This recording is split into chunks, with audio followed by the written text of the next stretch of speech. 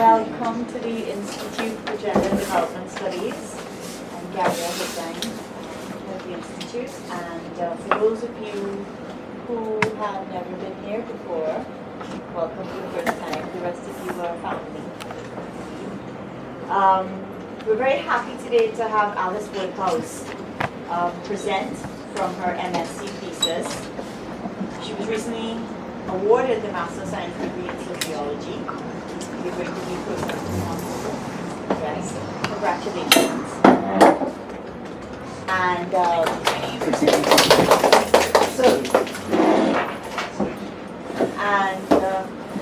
she previously pursued a Bachelor's in Sociology and a Postgraduate Diploma in Secondary Education.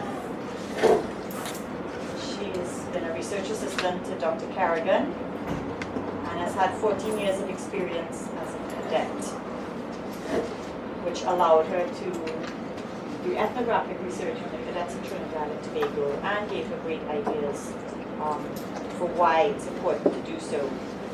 You're currently an educator at Couva West Secondary School, and you also teach with the unit as a unit commander for the school's Cadet Unit. And you completed 2 marathons, both in 2016.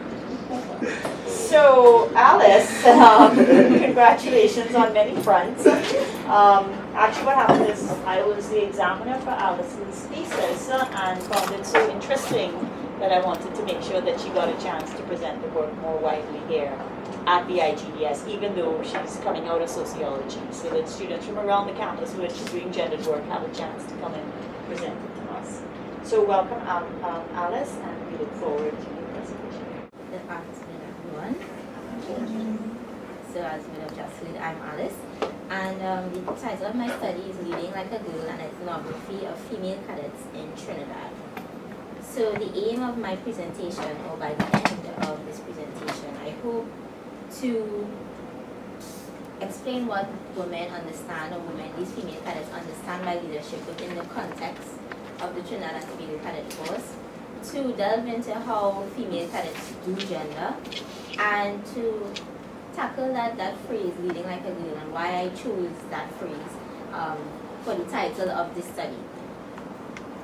Now, this study is an ethnography, and ethnography in itself is a very powerful tool for understanding cultures, exploring and getting insights into the lives and culture of people. And it's something that I was happy to be able to experience, and Dr. Kerrigan that guided me through, because it made me pursue something that people often or may not have found as important. For me, as somebody within the scheme or as a member of the community of cadets, would not have considered something pursuable. I would have questioned, why do I need to study this topic? Why is it of salient? And it allowed me to compare and contrast our understandings and our experiences. And above all, I was able to see and experience the rigor of ethnography. And in the end, I was able to process knowledge that, for me, is worth having. So, some of the major themes that I would have gotten out of my study, I was able to get some everyday life meaning the mundane, the things that we take for granted, the theme manning up, being a woman, leading like a girl, doing and undoing gender, which is guided by Judith Butler's theory of gender performativity, the politics of cadetting, meaning who gets what in cadets, leadership itself, and cadets as a military organization, because we are a military organization. So these are my themes here, and this is the best visual that I could have done to display all the themes and how they are intertwined in the depth and breadth of my entire study. Now the themes in color are the major themes, and those in white are the sub-themes, and it shows how the big web and how many layers there are to this study at the end. So the first theme I want to tackle, because I want to speak about how the women understand leadership, is to look at this quote from one of the persons in the study, and she was speaking about leadership. And she's saying that the powers that be, they try to make the organization feel one way, but in reality, in the eyes of everybody else, by the regulations that they make, they're making it look like there is some gender equality in the organization when really there is not. So this quote for me, in my story, when I took the ethnography and was telling the story, I used the analogy of being on a parade. I don't know how many of you have actually gone to a military parade, and you see they have a company of women and a company of men, and they have equal numbers of men and women, and they will have a woman in front leading the females and a male in front leading the males. And we say, oh, the average Joe on the street will say, that looks really nice, a woman, strong boy. And it makes you think that if you go, you can get to be just like them. It's that easy. But that's just numerically making an equality between the two. But when you look at the culture, the hidden power that is within the phrase when she says the way the regulations, that's the language that they use to make it seem as though, well, yeah, there is some kind of equality. And I just want to come out of the PowerPoint to show you how I would have constructed my story for one of my themes. So, in the theme of being a woman, I just wanted to show you how I set the scene. So, we had a function, a cadet first function, and I had to attend, and she laughs. Because I normally wear pantsuits, and they say, oh gosh, I say, all right. So my mother said, let's try to make a change. So I got a nice flare dress and a bolero, and I made up my face, and I put on heels and earrings, the full works. And when I walked in, everybody was like, oh gosh. When I sit down, I just normally sit down with my legs open, you know, like a little boyish behavior. Sit down with the legs crossed, and it was very uncomfortable. But that was the most feminine. That was the most feminine you could have ever gotten me. And then I decided to change to be a little more feminine, but, and this is from W2 Peters, one of my participants of the study. W2 Peters and I sit in a classroom away from regular training, where no cadets can disturb us. Though she was not officially on training, she was dressed in a large straight-cut jeans and a cadet first t-shirt with a pair of sneakers. She has even tried to pull her short, straight hair into a bun. Looking at her hair, one could tell that it has been her go-to hairstyle. I can tell she's nervous by the way she sits across from me in the classroom. She's continuously rubbing her hands and behaves as though she's in a hurry, and every question seems to have put on the spot for a response. When I asked whether there was anything she does to appear more feminine, she smiles and blushes and responds like a little girl reciting a poem. Yes, I don't like skirts, and I don't like dresses, and I don't like heels, and I don't like makeup. She then gives an account of one occasion when she decides to wear a dress to a function, and I immediately ask about the reaction of her male colleagues. With a face of clear awkwardness, she says it was different. They were more like, Janine, you look so beautiful, let's have a dance. And then she blushes through this encounter with her feminine side. She expresses, you see, I expect them to be one way. I expect them to be one way with me right through. It's like, I ain't gonna lie, they wanted to get in my pants because they see what I have. You know, like before as a young military woman, you wear things to make yourself appear like one of the boys. So when they actually see you in this kind of way now, the reaction you get is kind of nice, but it's kind of uncomfortable feeling because they always think about how you look afterward. But yeah, they were like tracking me and want to dance and who want to drop me home. It's very uncomfortable. For a female cadet, everything changes when she appears to be more feminine in her uniform. What is expected of her in the performance of her duties and the way male colleagues may interact with her. The first signal that she is a woman is sent to her male colleagues at social events and functions when she wears a dress or skirt or makes a change for the feminine side. So this is another participant, Second Lieutenant Dennis, who is saying, I ended up with a lot of males who would see me now in a skirt and say, oh, my dress or whatever, and the heels looking like a female, dressing and looking like a female now, and forget Dennis, being a cadet, the more masculine side of Dennis, and would tend to be like, so when you're wearing a skirt again. So Lisa Dennis, she began her career in 2001, and she was speaking about the fact that she was 80% male and 20% female. That's what she considered herself. While in the ordinary ranks, she was 20%. That would include her hair and her breasts. Becoming an officer, she changed her interaction with males, and she described herself as more feminine. But when asked about how her gender would affect her leadership opportunities, she said, because of my gender, in conjunction with my refusal to have my vagina on display, I would have personally been overlooked for a lot of things. Not myself only, but a lot of females in the cadet force who exhibit similar traits to myself and have a strong self-worth and strong self-value like myself would be overlooked for a lot of things. So these quotes would not have been used for only one theme itself, but I'm just trying to show how they would have expressed their opportunities being overlooked at times because of the fact that they were not complying to the feminine side as sexual all the time. So I just want to return to PowerPoint. When asked also about how they lead or the behaviors that they exhibit for leadership, one of them replied, and this participant especially was very, I found that she had an empowering outlook on her femininity. And she explained that you don't have to run away from being female, you know. And you know, we use female like being a dirty word too. Yeah, because like, I don't know if you ever saw the Facebook thing, getting on like a girl, you get on like a girl, like if a girl is a bad word. And female is not a bad word, but people use it in a derogatory way. Or you get on like a female. What happened? You see in your period, meaning of weakness.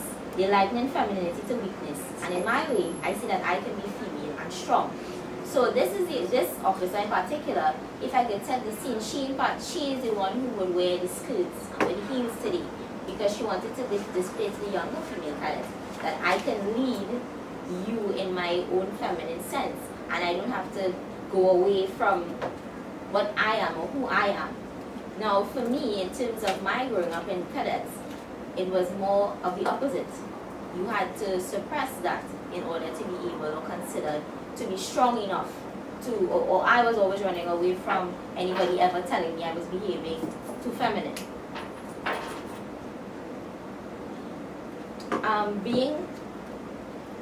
Being a woman, and this is the exact quote that the last young lady, Second Lieutenant Dennis, would have spoken about being overlooked for certain amounts of things in the military.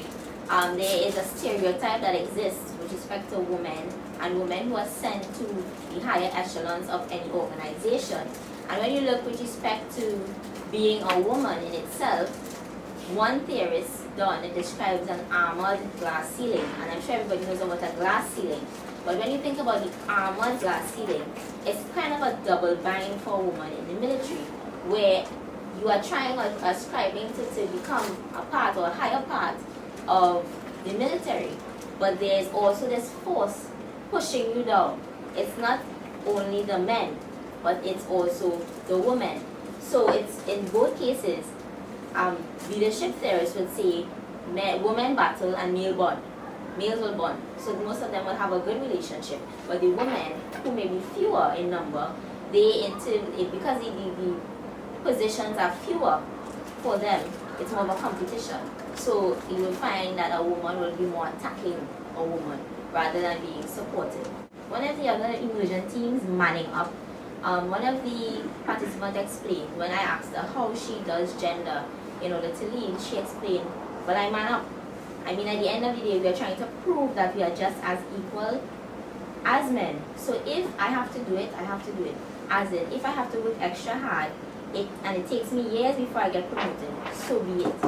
So her language, in this sense, or puts her in a lower position to the males in the first instance. And she's putting up the male performance standard as a yardstick that she would use to judge. So that as long as she becomes an equal footing with a man, that's good enough for her. So she will do it until she gets there, and if she has to take forever to reach there, then that's it.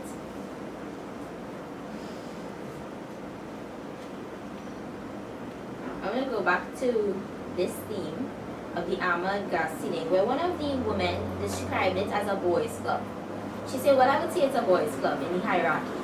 It's a boys' club, and the perception of women in leadership positions sometimes is from other women bringing down of women generally, and because they are fighting against the male perspective of a woman in leadership, and then you're fighting against women's perspective of themselves in leadership. And with that is what any woman that is aspiring to become, for example, the commandant, is fighting against. These two battles is either you change your personality to someone who takes everything, sucks it up, and takes everything, or a woman who is what they term a bitch. You either have to be, you can't be yourself and be confident. You have to, or being your own personality. You either have to conform to what people want or the opposite. So I found that there's a very interesting analogy of the boys' club in terms of many of the males who are superior in the cadet force. It's only men at the higher top areas of the cadet force. And if you could count how many officers, we have like a handful of them at each rank. So it's like one major we have, and we will have about 2 full lieutenants, and we have 1 second lieutenant, and everybody else is in training to become an officer. But we are very much underrepresented. And despite in the year 2010, the then commandant making an attempt to expand the ranks to more women and promoting more women at my level, there is still no real cultural change in the cadet force to include or to change the culture itself of what or how we think of women. In terms of leading like a girl, now this title came from one of the persons in the study mentioning the leading like a girl. And for me, when I first started the study, leading like a girl, for me, in a sense, I thought it as substandard. For me personally, if anybody tells me, you act girl, you whatever, I feel bad. I felt bad in the past, and I'm being quite honest. And I didn't see the study itself. For me, I was on that side where I would tell people, you behave like a girl. I would tell cadets that you behave like a girl. But in the end, this phrase, leading like a girl, I wanted to show how it changed for me in terms of how I see it.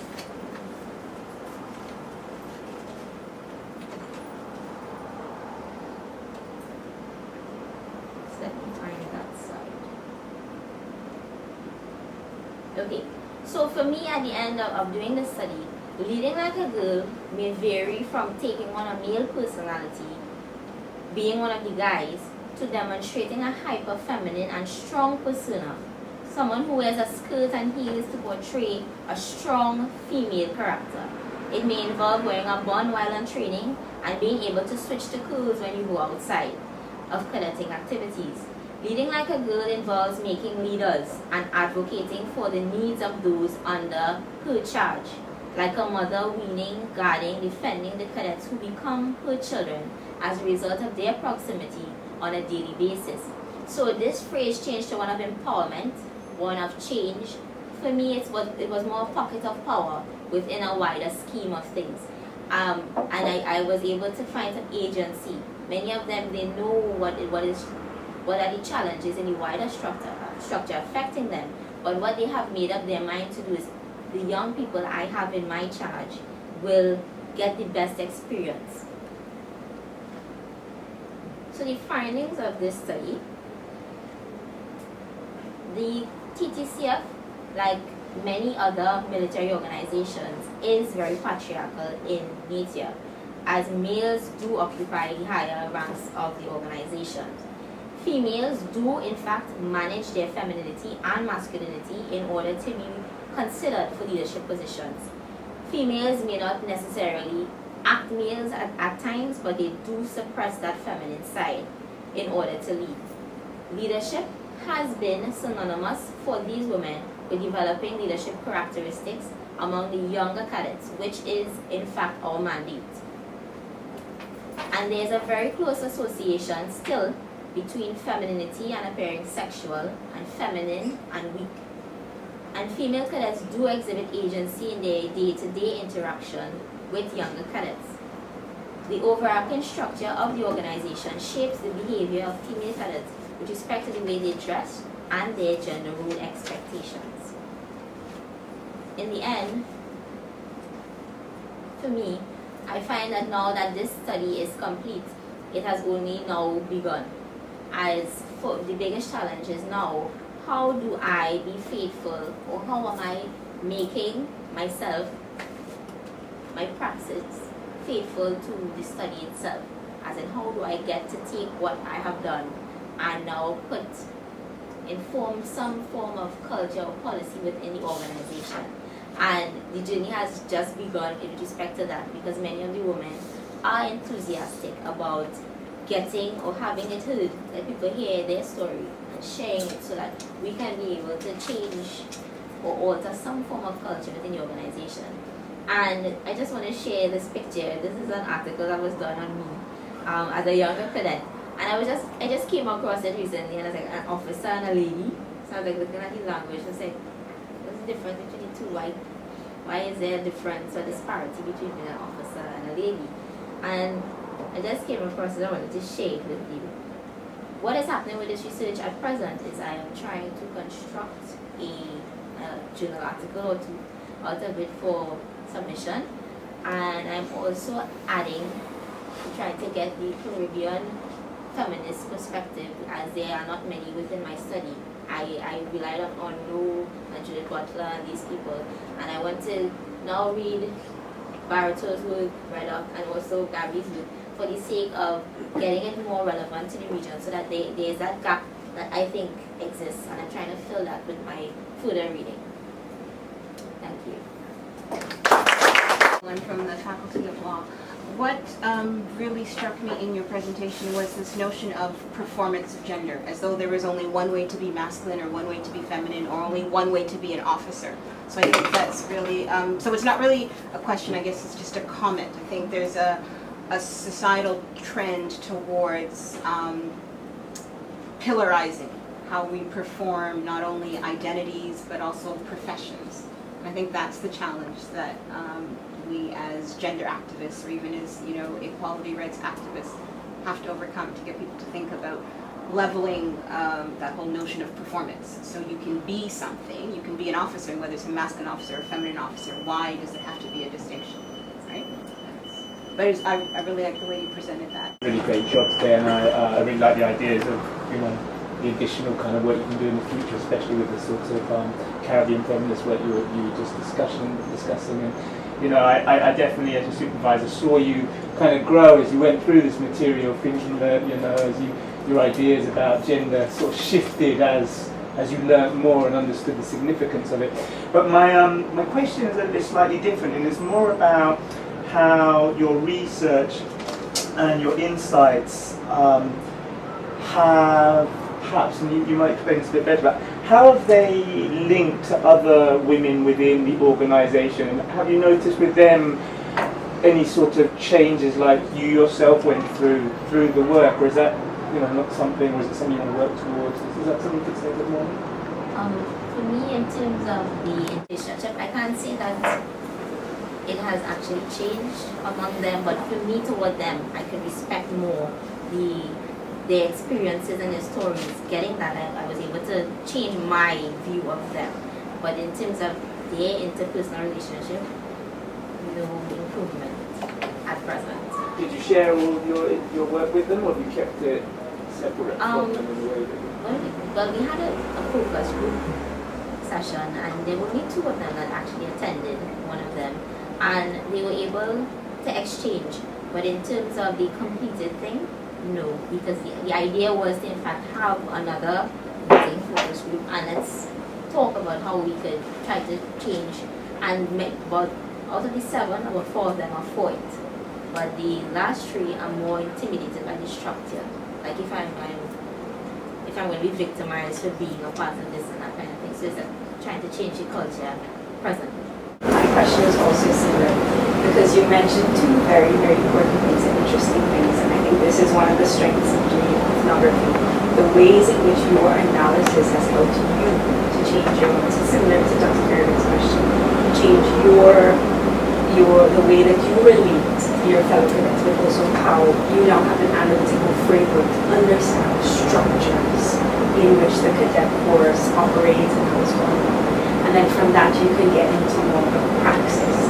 How do you change, first of all, then the ways that people think about their roles based on these ideas of ideals of masculinity and femininity, and how they are opposed to being a cadet, and how they challenge that, and then how do you want to change the structure itself. So, because you said a lot of the cadets, you said many of them wanted to talk, correct? Yes. But they're not, so they want to voice their experiences.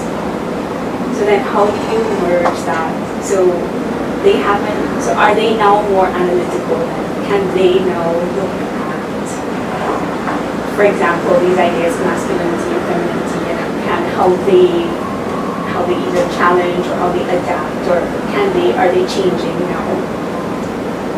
To me, I haven't really seen it for, there are two people in particular I've seen in terms of how they relate. And speaking about, there was one, in fact, there was W2 Peters, I think she kept saying, there's no gender, don't put that in it. She said, if I'm a cadet, I'm doing this. And she was more on that side, tries to be a little more objective. And there's one other, she was more, that's the second lieutenant Feta, she was saying, I can be a woman and I can be, that's the one who said I can be a woman and I can be strong or whatever. And she appreciates, she's like, I appreciate you when you as a woman. We don't have to fight each other. So I think she's one of the people I could actually use for a case like that. But in terms of the others, I have not seen any change, you see, in how they can analyze how their own roles and the whole aspect of performance in the team. You haven't seen it? No, I haven't. Let me ask you, you talk about the relationship between women or among women. Tell me though, I'm thinking about their capacity to tell me what the response of their subordinates to these different expressions of femininity. So is it that the woman in the heels, Lieutenant Fletcher, is it the response of the subordinates different to say the romanza? Okay, so from being there and observing her unit while I was interviewing her, okay, so if I had to put it in military terms, her cadets, okay, they will hug and that kind of thing. And they're more like, oh, mothering, kind of. The other one who is more the manning upside, her cadets are more strict and mom, but they're so if you have to measure them, it's like, yeah, they're excellent cadets. But the others are more the emotional side. I found that they are more the emotional side. But I could account more for the superiors, as in what I heard men say about some of the women, because the people I would have associated with more are the men. I associate more with men with cadetting. And when you hear what they say in terms of about one officer as opposed to another, it's like, no, I don't to use military terms, she don't know what she for, she's the or whatever the case. You're going to teach the cadets and then for fashion show and this. So it's more of that. They more criticize that person. But it's her relationship and how she's able to stand her ground and knows that I'm a woman and outside of here there's a woman, so don't speak to me like that. So she's more assertive, the one in the heels and the skill. She's able to stand up more for herself because she knows that on the outside there's no like outside of here, so you can't speak to me like that. But the one who is more manning up, you find that they only consider this is a space. So can we just say briefly about the cadets? So then, did you say this at the beginning? Did you describe briefly the organization? The organization itself, it's 106 years existing in Trinidad and Tobago, born out of, so very much colonial practices from Europe, because the history of cadets came from Europe, and it was a means to supply troops for the ranks of the army during the war. And it was only for males in the beginning, only males were involved. And in the 1980s, it was when the first females were recruited. And since then, the organization has expanded to many schools across Trinidad and Tobago. So almost every secondary school would have a cadet unit now. We are just like the army. We have foot soldiers, A, C, band, medics, and we meet for organizational, as an entire organization, we meet about 3 times a year for the major parades, so Independence, Republic, and that kind of thing. So we are very military. We have the ranks of the army, everything like that. I think it's kind of piggybacking on your question. I really enjoyed the presentation, and I like your focus on this kind of military femininity as either manning up or very masculine, or on the other extreme as very hyper-feminine, right? Through the narratives of the people you highlighted. So I was just wondering if in the stories that the cadets told you, if there are any moments beyond this kind of hypersexualization that they use to change their circumstances or seek out opportunities, especially like moving up the ranks or so. I mean, that's assuming if they want to move up the ranks, right? So do they use their circumstances to, I guess, navigate through the bureaucracy and the cultural and the culture of the cadets to move up or to change their circumstances? In terms of, during my interviews, many of the women, where they are situated, there was one woman in particular who I was speaking to, and we are all in the same rank in terms of I'm a warrant officer, and both of them are warrant officers. And when they wanted to promote the first female W1, I was one of the people, and there was a lot of bickering amongst us. And interviewing her and hearing her speak about that lost opportunity for promotion kind of made me feel bad, right? Because I got the promotion and she didn't. And then she would have said, women who do get promoted are those who subscribe to this sexuality. So they are the ones who sleep with. And I'm looking at her like, so what do you think of me? I do not think that they have, because many of them would have ended their response by saying, if I have to wait forever to get promoted, so be it. So they have not, many of them, not been using their circumstance to fight or to maneuver their way. They are just looking within their little pockets. I will train my cadets. That's what they have been saying. I will train my cadets and I will do what I have to do in my space. But in terms of promotion, What I find is interesting is when you got to the end and you said the Cadets is a very patriarchal organization, right? But I think it's worth us using, for example, what you're pointing out about how a spectrum of masculinity, how female femininity and female masculinity, how that spectrum is navigated by people. But I think it's always useful for us to really try and think about patriarchy in its very tangible, I mean, as opposed to just a shortcut, a cognitive shortcut. So if I had to ask, how is cadets patriarchal? It's not actually an obvious answer, because you could cite the numbers and the hierarchies, right? So maybe one example would be as we get to higher levels, the leadership becomes male dominated. But what you're pointing to in your interesting, in the things people are picking up around masculinity and femininity being negotiated, and indeed femininity providing a space for negotiation that female masculinity may not in the same way. But what you're pointing to are the nuances of how patriarchy is lived and experienced. And so your lens has been on the women and how they experience and negotiate it, including some of the responses of supervisors.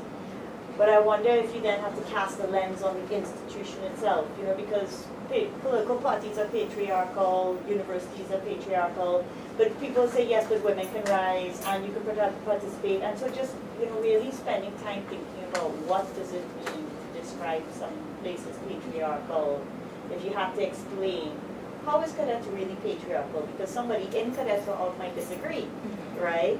So what then becomes the kind of tangible lived experiences that allow you to pin it down in specific contexts? So I will mainly look at the language of it. When you hear, and probably this is how, for me thinking, when you hear us speak something, I speak, and I find myself, I sound like I'm male talking. One example I remember,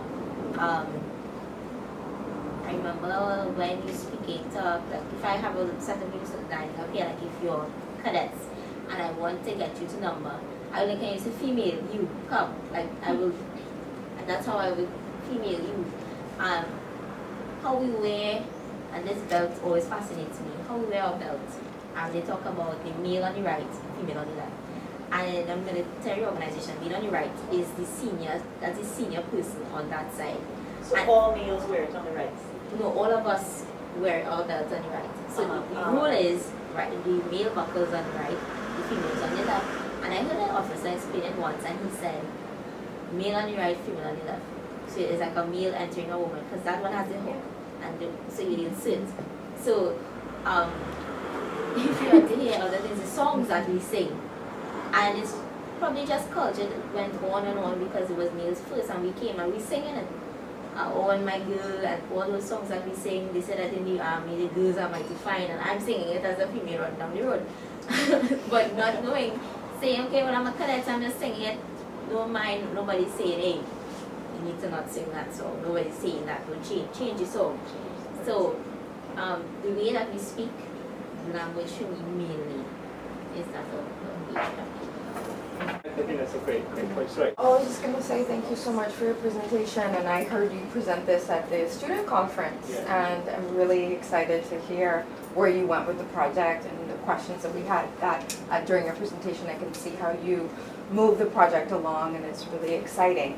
And I just want to echo what others have said, especially about when you think about turning this into journal articles, or even thinking about newspaper features, where you can offer some of this language and critique and your own experience to have and to encourage a national conversation about what it means to think about patriarchy and sexism and how it's in our institutions and it's in the fabric of our language. So I would just really encourage you to think about even publishing shorter pieces in the newspaper and using some of the Caribbean feminism and feminist articles and thought that you're starting to add into the project now, and infusing that into your work. Thank you. And just to piggyback on what both said, that this whole idea of how people can be women can be socialized into this sort of role of men via the institution, I feel like is a really salient thing. It reminds me of how you even said that to me when you're doing the project. You're like, wait, I've been socialized now. I just realized I've been doing this all, and I remember that moment when you said it to me, like, I can't believe it, and seeing that. That's the strength of it.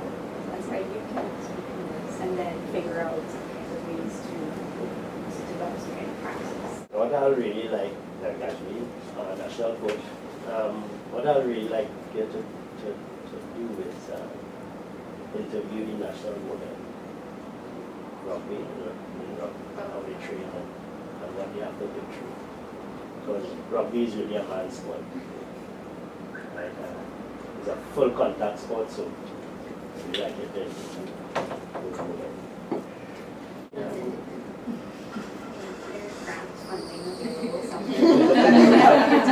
I'd have to travel with them to see the experiences. Yes. The thing is, Allyce, you have a very strong beginning. You have a strong beginning for much more developed, I would argue, PhD work on the basis of a very strong MS opinion. And there's a lot of things that you haven't managed to tackle here, which is fine. But as you're extending it into really thinking about gender, right? Female masculinity, female femininity, spectrums, negotiation, that really not just taking from Butler, but contributing, your own ground up understandings of how genders performed and negotiate in the Caribbean, and then what patriarchal infusions of socialization, discourse, and sector look like in detail, which you didn't spend enough time on describing all of these things. How does a patriarchal culture become instantiated in different moments? As well as what are the possibilities for change, which you only kind of hinted at but didn't get a chance to explore. And as many of you would know, in particular kinds of spaces, there's a lot of interest now in looking at how technology like WhatsApp, like sports groups, and how WhatsApp works, for example, to provide a safe space for misogyny and rape culture, sexism, through particular kinds of conversations that happen on WhatsApp, which women can't counter in particular ways, and which they opt out of. And been talking about Dr. Barrett here, Susan Barrett's been talking about that for about 2 years or so. And that, I think, would be there's no study where someone can access a military type space rather than say a sports style space, and bring in those questions of how technology such as things as WhatsApp, come to mediate these very relations. And that's part of what happens, because as regulations come into play, patriarchal maneuvers go into other domains that are less easy to regulate, and that's also part of studying an institution. Any other questions? Might be that she has to come to IGDS to do her PhD work, really. Yeah. You're ready. We Dr. Nixon support is the you. graduate studies coordinator. Come talk to me.